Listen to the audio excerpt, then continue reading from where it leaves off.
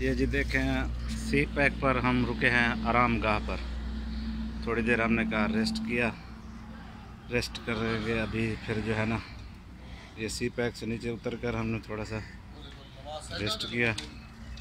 सामने बोर्ड लगा हुआ है हाफिज सोहन हलवा।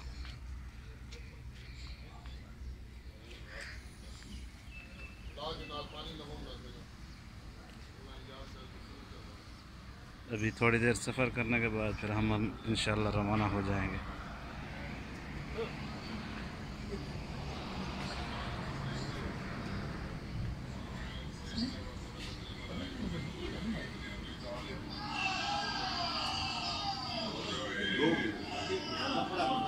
क्या हाल है भाई, खैरियत है?